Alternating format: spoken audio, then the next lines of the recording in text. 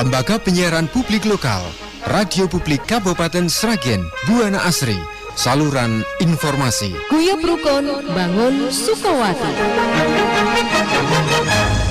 Shalom, selamat pagi, selamat berjumpa lagi di dalam acara Mimbar Agama Kristen bersama dengan saya, Wisnu Joko dari Penyuluh Agama Kristen. Dan kita berjumpa hari ini, harapan kami semua para pendengar Radio Buana Asri dimanapun saja berada, dalam kondisi semuanya sehat, penuh berkat dan sukacita. Sebelum kita mau belajar kebenaran firman Tuhan, saya ajak dan saya undang untuk semua pendengar yang dikasihi Tuhan untuk berdoa bersama. Mari saya antar dalam doa. Tuhan Bapa yang mengasihi kami, pagi ini kami bersyukur Tuhan karena Engkau memberikan kami pemeliharaan dan penyertaan dalam kehidupan kami hari lepas hari. Pagi ini kami sebelum memulai dan mengawali semua aktivitas kami, bila Tuhan senantiasa akan menolong kami dan kami mau belajar kebenaran firman-Mu. Bila firman-Mu itu akan menjadi penuntun hidup kami, firman-Mu itu menjadi pedoman hidup kami, firman-Mu itu akan menjadikan hidup kami seturut dengan kehendak dan rancangan-Mu. Hamba-Mu yang sederhana, bila kuasa Roh Kudus-Mu akan berkarya memberikan penjelasan kepada kami. Terima kasih Tuhan, kami siap membuka hati dan pikiran kami di dalam nama Tuhan Yesus. Amin. Saudara semua yang kasih Tuhan, di dalam kehidupan yang kita jalani, bahwa kemajuan teknologi secara khususnya di bidang medis mengalami satu yaitu kemajuan yang luar biasa. Ditemukannya berbagai macam obat, ditemukannya dengan alat-alat penunjang untuk kesehatan. Namun ternyata bahwa kondisi kesehatan di tengah masyarakat itu juga tidak surut. Semakin hari juga semakin meningkat. Dan itu dibuktikan dengan rumah sakit yang semakin penuh, dan juga bahkan klinik-klinik juga tidak pernah sepi. Tahukah Anda bahwa sebenarnya ada penyakit yang mana penyakit itu kalau kita berobat ke rumah sakit tidak ada obatnya. Bahkan kalau kita berobat dengan menggunakan BPJS pun juga itu tidak ditanggung BPJS. Apa penyakit itu kira-kira? Ya. Mungkin Anda mengatakan, Pak, penyakit langka dan lain sebagainya. Penyakit ini bukan penyakit langka, tapi penyakit yang sebenarnya ada di mana saja dan siapa saja bisa terkena. Apa penyakit itu? Penyakit itu adalah penyakit hati. Dan penyakit hati itu akan bisa berakibat yang buruk, karena akan bisa merusak, tetapi juga bisa akan membunuh. Membunuh apa? Membunuh potensi-potensi kita. Itulah sebabnya pagi ini saya mengajak merenungkan kebenaran firman Tuhan. Anda dan saya sebagai orang percaya, dengan tema jangan pernah kecewa. Mari kita buka Alkitab kita. Injil Yohanes pasal 16 ayat 1. Demikian firman Tuhan. Semuanya itu kukatakan kepadamu, supaya kamu jangan kecewa dan menolak aku. Saudara semua kasih Tuhan, salah satu akar dari penyakit hati adalah kecewa. Apa tuh kecewa itu? Kecewa itu adalah kenyataan yang tidak sesuai dengan harapan. Seringkali kita memiliki ekspektasi, tetapi ternyata realitasnya berbeda dengan apa yang menjadi ekspektasi kita. Dan disitulah sebenarnya kita mudah dan kita rentan kita mengalami kecewa.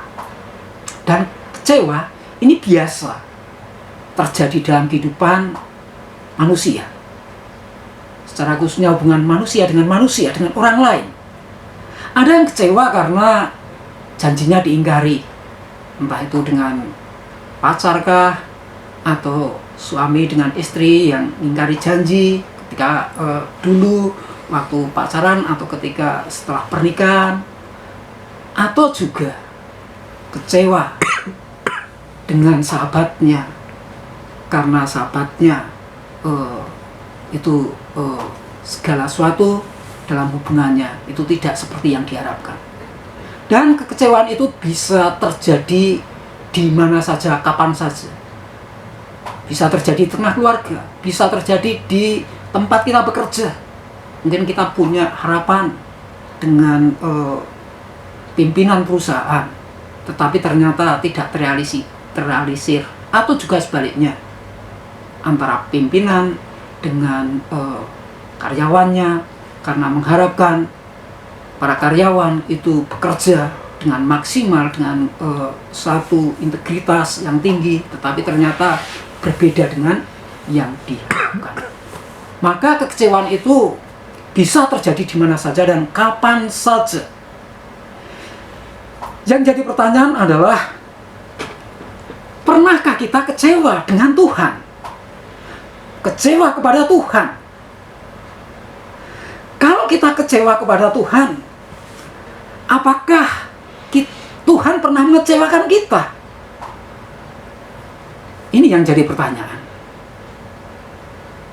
Kalau kita mengecewakan Tuhan, maka sebenarnya jawabannya adalah sering. Kita mengecewakan Tuhan bukan hanya sering, tetapi banyak mengecewakan Tuhan. Tetapi kalau Tuhan mengecewakan kita, apakah pernah? Tuhan tidak pernah mengecewakan kita.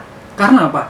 Karena kasih Tuhan, kuasa Tuhan, cinta Tuhan itu tidak pernah berubah.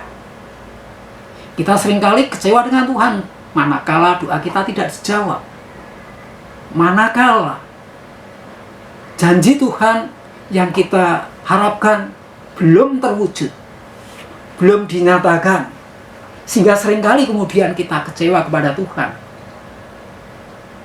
Banyak terjadi kisah-kisah orang-orang yang kecewa kepada Tuhan Yesus. Ada seorang kaya, orang muda. Dia kemudian datang kepada Yesus. Dia punya harapan.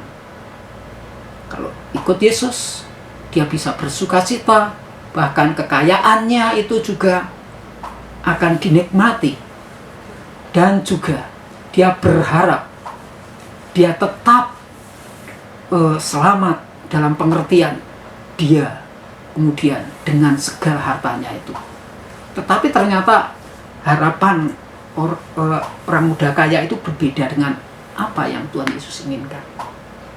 Tuhan Yesus memberikan pernyataan, kalau mau mengikut aku, jualah apa yang menjadi milikmu dan bagikanlah kepada orang miskin. Jelas orang muda itu kecewa kepada Yesus karena tidak seperti yang diharapkan. Mungkin dia berkata dalam hatinya, saya mengumpulkan harta begitu banyak, kemudian dijual begitu saja, bahkan dia tidak menikmatinya, malah disuruh membagikan kepada orang miskin. Orang muda itu kecewa dan dia gagal, tidak jadi mengikut Tuhan Yesus. Dengan kata lain, dia menolak keselamatan yang Tuhan berikan. Pada kisah yang lain juga, suatu saat ketika Yesus pulang ke Nazaret, ke kampung halamannya, orang-orang Nazaret menyatakan juga di sana, dia menolak Tuhan Yesus. Dia kecewa dengan mengatakan bahwa, bukankah ini anak tukang kayu? saudara-saudaranya juga aku ketahui. Dia berharap bahwa Mesias yang datang, Raja segala raja itu, kedatangannya dengan diiringi dengan kemewahan, dengan kereta kencana, dengan segala sesuatu yang mereka harapkan adalah dengan gebiar. Tetapi ternyata justru Mesias yang datang, Raja segala raja itu, justru Yesus yang berasal dari anak tukang kayu. Dengan kata lain, orang-orang Nazaret, mereka memiliki harapan, tetapi berbeda dengan kenyataan apa yang dia saksikan di dalam diri Tuhan Yesus. Dan Alkitab menuliskan di sana bahwa Yesus tidak banyak mengadakan mukjizat di Nazaret. Bukan berarti Tuhan Yesus tidak mampu, bukan berarti Tuhan Yesus tidak punya kuasa untuk mengadakan mukjizat. Tetapi karena orang-orang Nazaret menolak Tuhan Yesus, dan disitulah membuktikan bahwa orang-orang Nazaret gagal mengalami mukjizat dari Tuhan karena memiliki, yaitu sakit, dalam pengertian sakit hati karena kecewa dengan Tuhan Yesus. Suatu saat Yohanes Pembaptis ketika berada di dalam penjara juga dia mengalami, yaitu kekecewaan. Sehingga di dalam Matius pasal 11 ayat 3 di sana dikatakan, kemudian Yohanes berpesan kepada murid-muridnya untuk bertanya. Ada rasa kecewa dari Yohanes. Mengapa? Karena Yohanes ketika di dalam memberitakan firman, dia menghadapi tantangan, kemudian dipenjarakan, dan di dalam penjara dia mengharapkan ada pertolongan dari Tuhan Yesus untuk membebaskan keluar dari penjara, ataupun juga paling tidak Tuhan Yesus menengok atau mengunjungi. Ternyata tidak. Dan disitulah kemudian Yohanes mengalami kegalauan, dan dia kemudian mempertanyakan, benarkah Yesus itu Mesias? Apakah ada yang lain? Ternyata bahwa kecewa itu tidak bisa melihat akan bagaimana Tuhan bekerja, menghalangi akan kuasa Tuhan dan mukjizat Tuhan terjadi. Dan kecewaan inilah yang membuat kehidupan kita juga akhirnya terbelenggu, sehingga kita sulit untuk kita bertumbuh dengan maksimal, karena kecewa seringkali membuat seseorang patah hati, putus asa, bahkan ada yang mengekspresikannya, rasa kecewanya, kemudian dengan ngambek, ada yang kemudian mogok, ada yang kemudian menyatakan dengan kemudian, kalau dalam istilah bahasa Jawanya, kemudian mutung, sudah nggak mau lagi untuk berkarya, untuk beraktivitas karena kecewa. Dan tanda-tandanya kalau kecewa, kemudian berdiam diri, tidak mau melibatkan diri dalam hal apapun karena kecewa.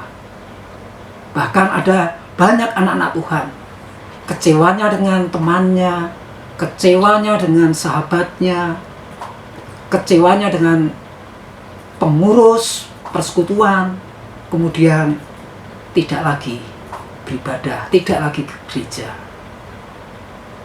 Dan itu tanda-tanda bahwa kekecewaan itu akan mematikan potensi yang semestinya potensi itu bisa bertumbuh dengan baik. Tetapi oleh karena kekecewaan, dan kekecewaan itulah yang kemudian menghalangi pertumbuhan. Saudara semua kasih Tuhan, kecewa dalam bahasa aslinya di sana dituliskan skandaliste. Ini adalah bentuk kata sifat yang pasif yang berasal dari kata listo dan artinya tersinggung, terluka perasaannya, dan tersandung oleh seseorang.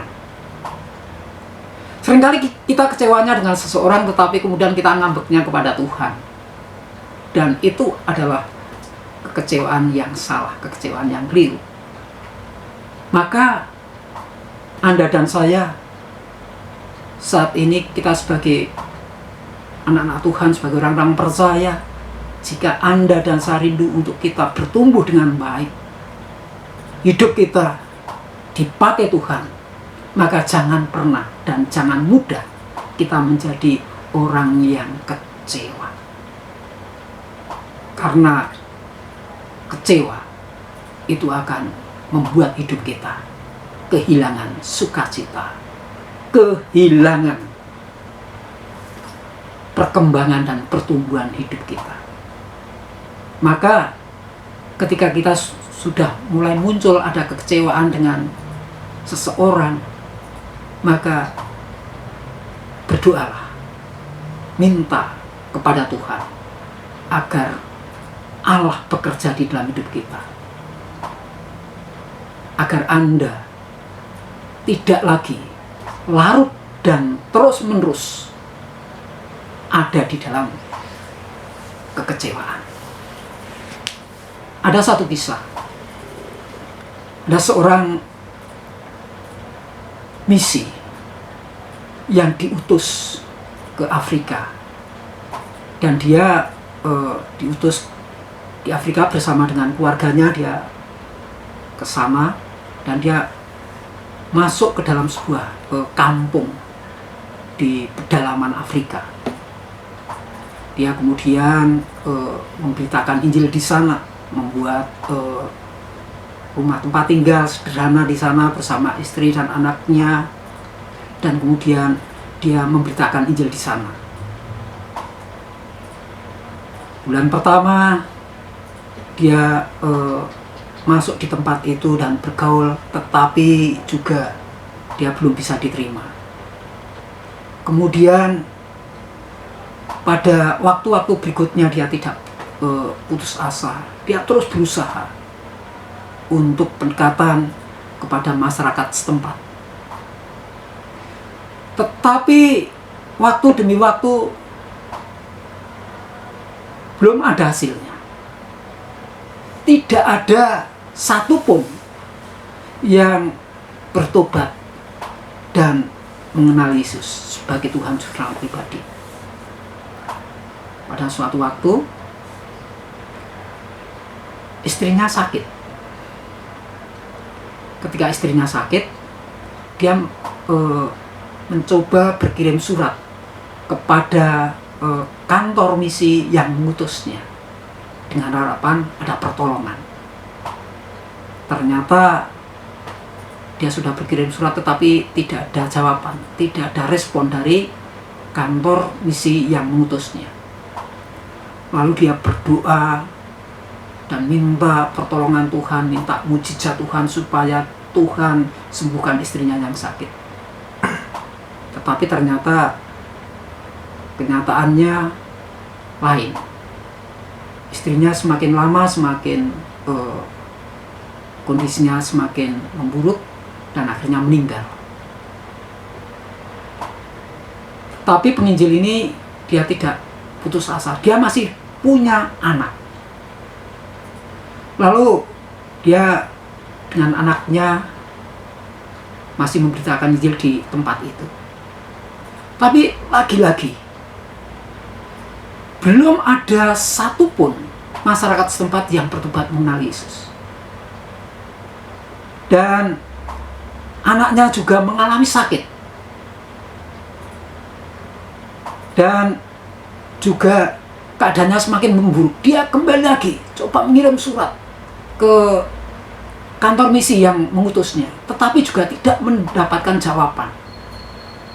Dia berdoa kepada Tuhan dengan harapan ada mukjizat supaya anaknya disembuhkan dari sakitnya dalam kondisi kritisnya.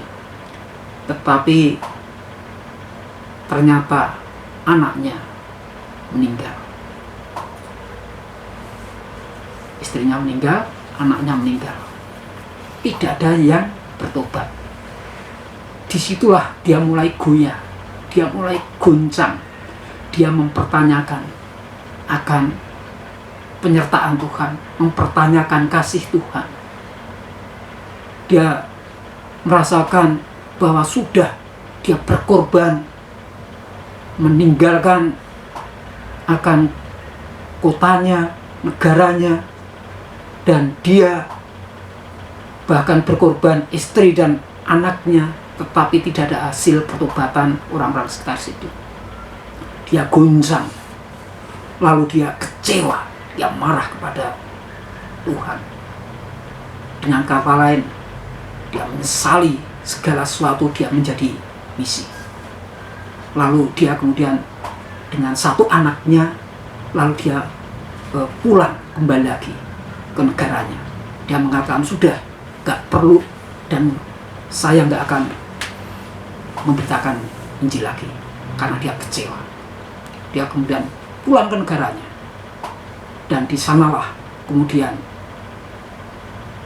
misi itu kemudian karena kecewa kepada Tuhan, dia sudah tidak lagi hidup untuk setia kepada Tuhan. Dia justru kemudian hidupnya terpuruk. Dia mulai kemudian dengan rasa kecewanya, dia kemudian tidak lagi ke gereja, dia kemudian hidup dengan alkohol, dengan minum-minum. Dia sudah tidak lagi peduli dengan kehidupannya, rohaninya, bahkan pelayanannya. Tapi anaknya yang satu yang masih hidup itu, yang dibawa pulang, suatu saat dia dengar di kampusnya ada KKR, dan KKR itu pembicaranya, khotbahnya adalah anak muda dari Afrika. Dia hadir kemudian di sana, dan ketika dia hadir di sana, dia mendengarkan kesaksian bagaimana anak muda ini dia berasal dari sebuah kampung di pedalaman Afrika. Dan ketika dia bersaksi, anak misi tadi, dia teringat dulu bapaknya pernah pelayanan di daerah sana. Dan dia kemudian mendekati, selesai ibadah, dia mendekati pengkhotbah muda dari Afrika tersebut. Dia kemudian berkenalan. Lalu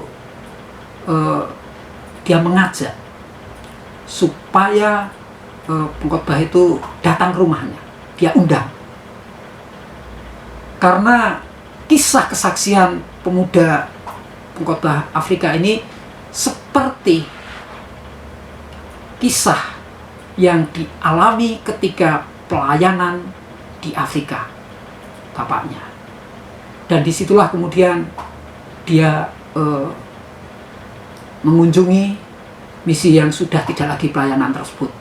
Ketika masuk rumah, dia kaget karena dalam kondisi dan cerita-cerita sekolah minggu. Kemudian orang tuanya pindah ke kota, dan ketika pindah ke kota, dia sekolah Alkitab, dan dia bekerja sebagai misi. Bahkan dia bersaksi bahwa sekarang dia sudah mendirikan banyak gereja, dan juga dia mendirikan yayasan-yayasan misi. Dan dia bersaksi bahwa itu semua karena berkat pelayanan misi tersebut yang di Afrika. Saudara mengasihi Tuhan, ternyata apa yang kita anggap gagal, yang seringkali kita apa yang kita harapkan yang tidak sesuai, ternyata Tuhan tidak pernah gagal. Kasih Tuhan tidak akan pernah berubah.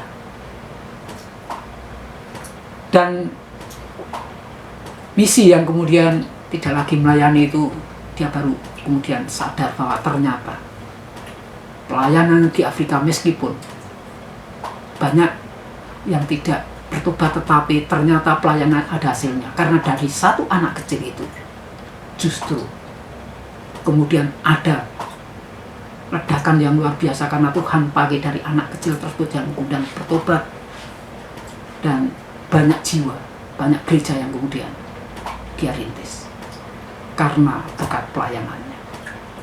Dengan kata lain, bahwa Anda dan saya sebagai orang percaya, apapun seringkali kita punya harapan, kita punya mimpi, tetapi ketika itu belum dijawab oleh Tuhan, maka Anda dan saya jangan pernah kita kecewa kepada Tuhan. Karena kekecewaan itu akan bisa menghalangi berkat Tuhan, menghalangi kuasa Tuhan. Kita gagal untuk kita melihat akan karya Allah dan kasih Allah. Maka ketika kita mulai kecewa, stop, hentilah, dan berdoalah supaya Tuhan memberikan semangat baru kembali. Ketika sekarang ada yang mulai kecewa, mari sekarang bangkit. Kita move on, jangan kita terjebak dalam kecewaan yang terus-menerus dan berlarut-larut. Akhirnya potensi yang kita miliki kemudian kita matikan karena kecewaan kita. Karena apa? Karena Tuhan kasih-Nya, Dia tetap baik, sama dari dulu, hari ini, dan sampai selama-lamanya. Kasih Tuhan tidak pernah berhenti dan tidak pernah berkesudahan. Pesan firman Tuhan, jika saat ini ada para pendengar yang kecewa, stop, hentikan. Mari sekarang kita bangkit, mari kita move on, dan kita terus penuh dengan semangat kita. Karena di balik itu semua, apa yang kita alami, Tuhan memberikan rencana yang indah dalam hidup kita. Stop kecewa, tetapi kita tetap setia kepada Tuhan. Tuhan Yesus memberkati. Mari kita tundukkan kepala, kita berdoa. Tuhan, kami bersyukur karena Engkau begitu mengasihi kami. Kasih Tuhan tidak pernah berhenti, kasih Tuhan tidak pernah berkesudahan. Kasih Tuhan senantiasa hadir dan mengalir dalam hidup kami hari lepas hari. Ampuni yang seringkali kami memiliki satu pikiran yang salah, persepsi yang keliru, sehingga membuat hidup kami, seringkali kami dibelenggu dengan kekecewaan, yang membuat hidup kami tidak bertumbuh dengan baik. Bahkan kami tidak bisa melihat, merasakan kasih Allah dalam hidup kami ketika kecewaan itu terus kami pelihara. Ampuni Tuhan, biarlah kami tidak ingin berlarut dalam kecewaan kami, tapi kami mau bangkit, kami mau move on, dan kami siap tetap semangat untuk melayani Engkau dengan siapapun. Biarlah Tuhan akan pulihkan kami, supaya hidup kami menjadi berkat, menjadi kesaksian bagi orang lain. Hamba-Mu selesai berbicara, tapi kuasa Roh Allah akan menolong, memperteraikan dalam kehidupan kami semua. Dan kami mau melaksanakan semua aktivitas kami di hari ini. Firman-Mu menjadi petunjuk hidup kami. Dalam nama Yesus kami berdoa dan mengucap syukur. Amin. Tuhan Yesus memberkati.